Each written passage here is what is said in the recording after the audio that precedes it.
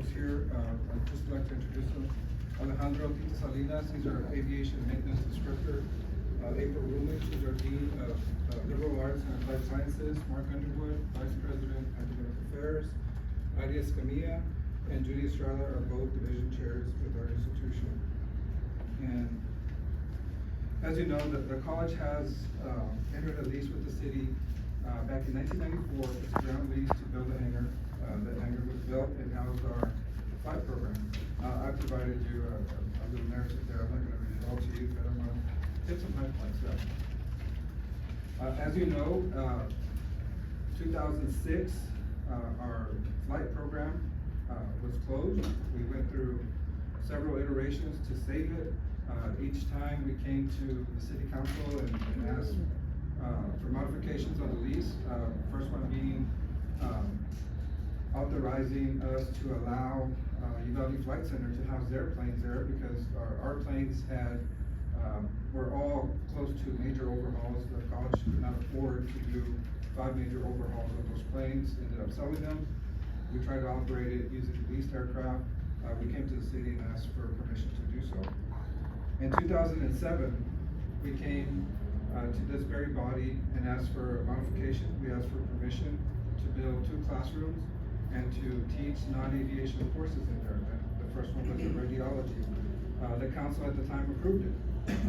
Now, whether they should have approved it or not, I can't answer that, but we followed the lease. We came and asked permission. The permission was granted. So I know there's been some misinformation and discontent that we're violating the lease and we had our wildlife in there, but we in fact came in 2007 and asked this body for permission to do so.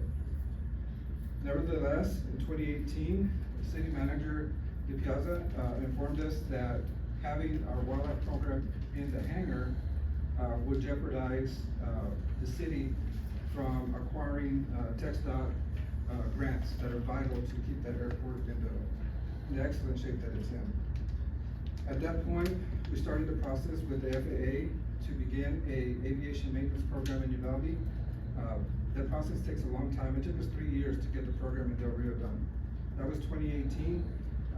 Soon after that, you'll remember our COVID pandemic hit, and that ran square through our application process with that program.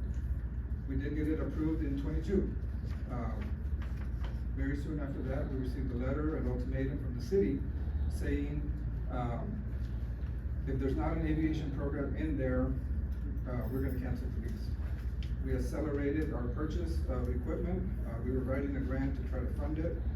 We accelerated that, got that equipment in there, started our program the fall of 22. First program, first cohort, we've taught 2 cohorts. Monday, August 26th, we'll begin our 3rd cohort. So that kind of brings us to where we're at today. We've invested $400,000 in beginning this program. Over the summer, we had a visit from the FAA, and they encouraged us to proceed with our power plant portion. So we have airframe authorization, we have general knowledge authorization, and now they said, you're good to go to apply for the Part 147 power plant. That's our intent. It's going to require a $500,000 investment from us, from equipment only. We're prepared to do that. However, we need a long-term lease in order to make that kind of investment and continue offering these programs for the students. And I want to share with you that Representative King was instrumental in bringing $5 million to the institution to expand technical programs. Technical programs are the future. Every day I go out in the community, yes, you're doing great with academics, but we need tech programs. We're starting this semester, we're starting a new diesel program in Uvalde, a cybersecurity program, a surgical tech program, a behavioral health program. And it's our intent to add the power plant, the Part 147 power plant, to our aviation program. But we can't do this without a commitment on that hangar. The city of Del Rio secured for us $500,000 to start an aviation program in their community, because they understand that in order to support economic development, you need a trained workforce. The city of Hondo, they built a over $1 million annex their community for us to provide welding and HVAC in their community, because they want to support economic development. The city of Castroville is begging us to restart an aviation flight training program at their airport in Castroville. All these cities want training, tech training, because they realize that's the economic engine. You need the trained workforce to support industry. These jobs, you can see in your handout, page 8, in the PowerPoint there, aviation maintenance programs are listed as a high demand occupation. Students can earn anywhere between $40,000, $60,000, $100,000 in the industry. I know the lease says that at the end of 30 years, it reverts back to the city. And you can very easily deny the renewal, take the hangar, and do with it whatever you want. Regardless of who the new tenant is, the city is gonna receive fair market value for that hangar, whether the college pays it, whether DPS pays it, whether a private company pays it. The money is not the issue. The city's gonna get fair market value regardless. So it's not a money issue, in my opinion. And just to put things in perspective, and I say DPS because that was mentioned at the airport advisory committee. The state is spending $25 million per mile to build a border barrier. That's $4,807 per foot. If they would just shorten that wall, that barrier by 208 feet, 69 yards, they could build a state-of-the-art hangar. The state is sitting on $20 billion surplus. Not renewing this lease will severely impact opportunities for students in our region.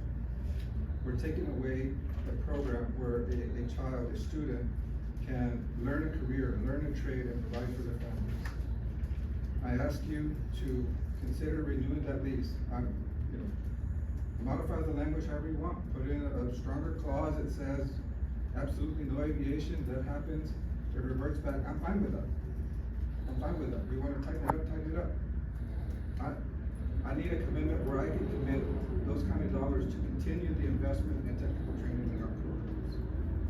And I brought my team here. We can answer any question you may have.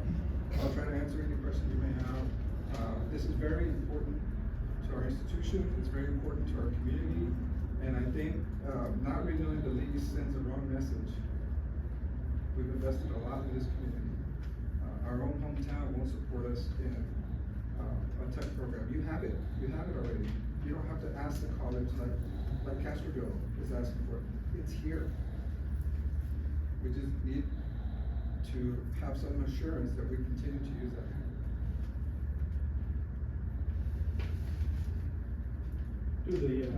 Talking about Hondo, do the citizens of Hondo